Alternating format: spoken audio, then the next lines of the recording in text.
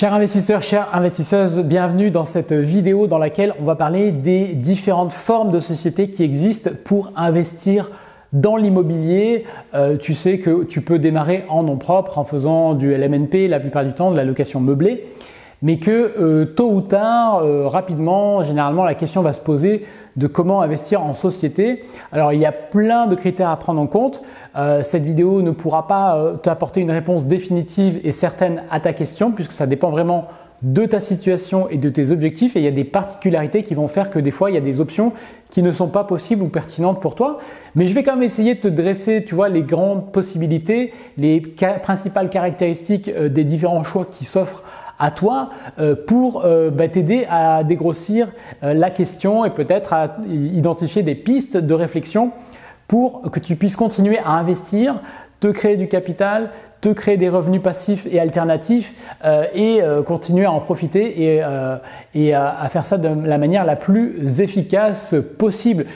Tu sais, je vois souvent passer des questions sur ce genre de thématique et souvent la question le sujet qui va motiver la démarche, c'est souvent la fiscalité. Alors quand on parle de société, c'est un des critères, mais c'est absolument pas le critère principal. C'est souvent plus ce qu'on dit, c'est souvent plus une conséquence du choix que la raison principale du choix, parce que investir en société n'est pas anodin. Tout comme investir en nom propre d'ailleurs de toute façon, mais ce n'est pas anodin. Donc voilà, il ne faut pas se baser là-dessus pour dire fiscalité.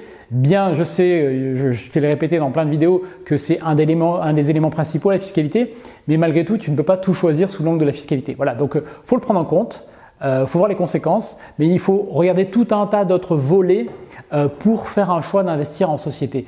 Donc c'est ce qu'on va voir ensemble. On a plusieurs points que l'on va aborder. Donc juste avant, je t'invite à regarder dans la description si cela t'intéresse. Je te mettrai un lien ou vers une vidéo où tu pourras en apprendre davantage sur certaines formes de sociétés.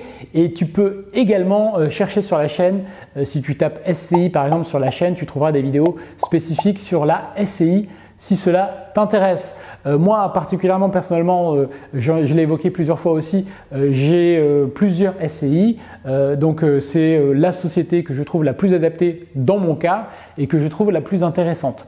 Voilà, malgré tout, il n'y a pas, comme je le disais, une solution qui marche pour tout le monde. Le premier point que tu dois comprendre d'ailleurs, c'est qu'on ne va pas faire du ou. Il ne s'agit pas d'opposer la SCI et la SAS comme on le voit parfois dans les commentaires. Tu sais, quand toi tu as trouvé une société qui te va, tu peux avoir le sentiment que c'est la meilleure et donc tu vas la défendre contre tout ce que tu vas voir passer. Mais c'est pas une bonne idée. Moi je suis pas en train de vous dire qu'il faut faire un truc qui est mieux que l'autre. On fait pas du ou, on fait du et. Je sais pas, il y a quelqu'un qui paraît qui dit tout le temps comme ça. Mais voilà, on fait pas du ou, on va faire du et. C'est-à-dire que tu peux, selon le projet, selon les objectifs, utiliser une forme de société dans un cas et utiliser une forme de société dans un autre cas. Tu vois, donc déjà, enlève-toi de cette idée qu'il va y avoir la forme ultime et définitive et unique de société que tu vas utiliser tout le temps. Non, il faut que tu apprennes les différentes possibilités pour choisir la plus adaptée à chaque fois. Alors après, une fois qu'on a dit ça, deuxième point, c'est comment est-ce qu'on choisit. Globalement, tu sais que le choix va se faire déjà sur la base de l'activité réelle de ce que tu vas faire. Par exemple, en gros, les deux types d'activités qui vont émerger, est-ce que c'est une activité dite commerciale ou est-ce que c'est une activité dite civile? Alors civile, qu'est-ce que c'est? Ça veut dire simplement dire que tu fais de la location d'habitation classique, et commercial, ça veut dire que tu vas faire plutôt du meublé, de la location courte durée, voire de la colocation. Voilà, il y a ces deux grandes distinctions. Donc là, pour faire une distinction, tu vas avoir la SCI à l'IR qui te permet de faire de la location nue avec une petite tolérance pour le meublé, mais ce n'était pas très recommandé. La SCI à l'IS qui va te permettre de faire du nu ou du meublé. La SAS qui va te permettre de faire du nu ou du meublé. Et la SARL de famille qui va te permettre de faire notamment uniquement du meublé si tu veux rester dans un mode spécifique de l'utilisation de cette forme-là. Voilà, donc tu vois, il y a ces différentes possibilités. Donc par exemple, tu peux tout à fait avoir une SAS pour faire de la location courte durée. Voilà. Si on prend l'exemple, tu sais, j'ai évoqué sur la chaîne dans certaines vidéos les locaux commerciaux. Eh bien, si tu veux acheter un local commercial, généralement, tu mets plutôt ça dans une SCI à l'IS ou dans une SAS parce que tu as l'IS. Tu ne vas pas acheter une SCI à l'IR pour faire du local commercial. Ce n'est pas forcément adapté, mais bon, c'est tout à fait possible, hein, mais ce n'est pas forcément le plus adapté. Bref, voilà. Là encore une fois, là c'est juste l'angle de l'utilisation. L'angle de l'utilisation n'est pas le seul angle qu'il faut prendre en compte pour faire ton choix. Donc voilà, ce n'est pas le moment de réagir à ce que je viens de dire, puisqu'il faut prendre en compte les autres critères que je vais évoquer. Donc, autre aspect, derrière, il y a deux aspects qui sont importants. Il faut bien que tu maîtrises la différence entre les sociétés civiles et commerciales sur le plan notamment juridique et fiscal. Tu sais que les revenus ne vont pas être fiscalisés de la même manière. La responsabilité des associés ou des propriétaires de parts sociales ne va pas être la même. Il y a certains cas où elle est limitée, hein, SARL, où il y a des cas où elle est illimitée, comme dans le cas d'une SCI. Et voilà, donc tout ça, il faut le prendre en compte. Donc tu vois que la fiscalité, c'est un des critères ici, évidemment, mais ce n'est pas le seul et ce n'est pas le principal.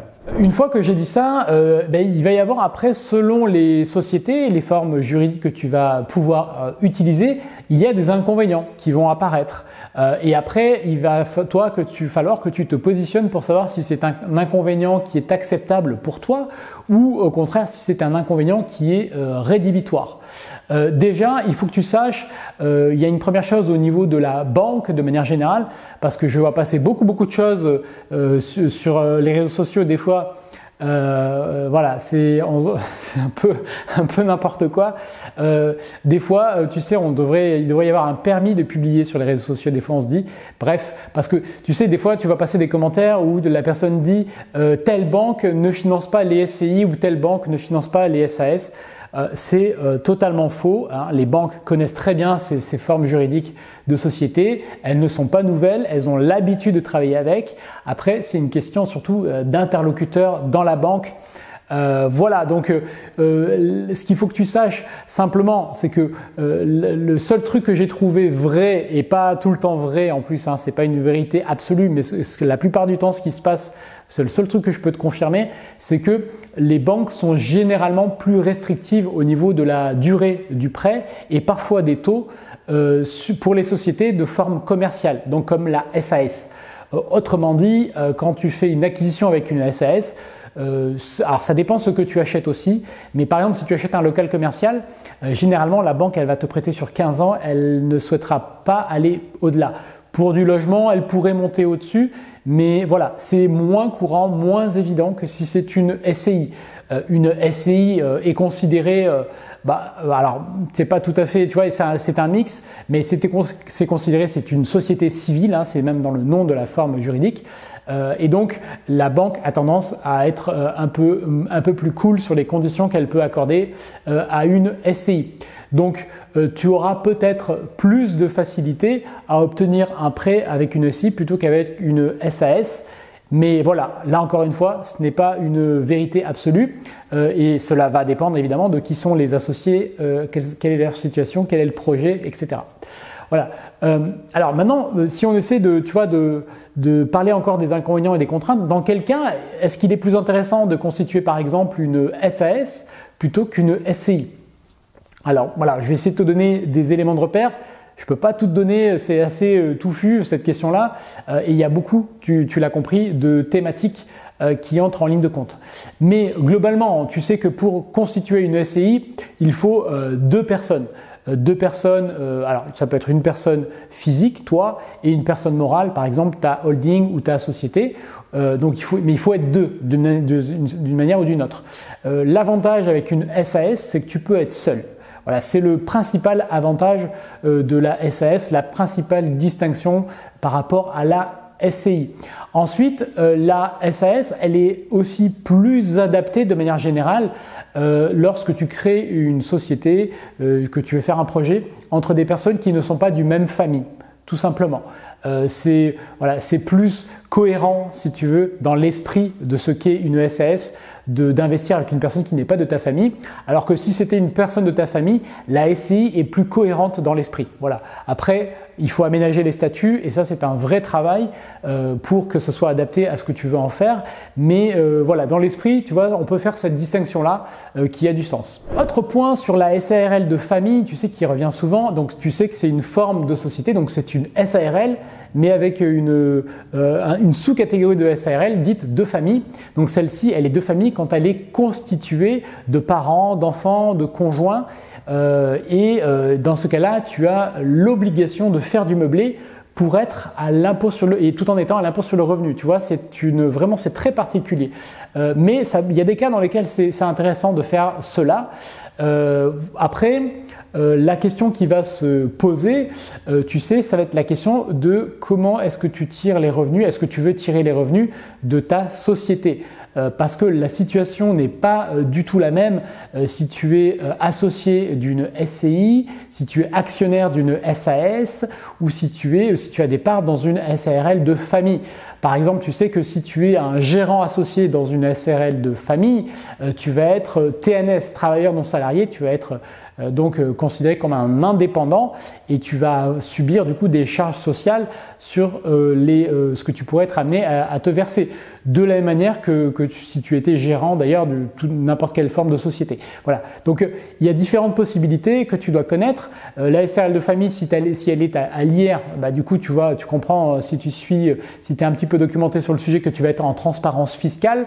Donc potentiellement, ce que tu vas encaisser risque d'être fiscalisé dans ta tranche marginale d'imposition si tu as d'autres revenus. Donc peut-être que tu vas payer, ça va te générer beaucoup d'impôts supplémentaires. Donc tu vois, c'est vraiment une dynamique à prendre en compte.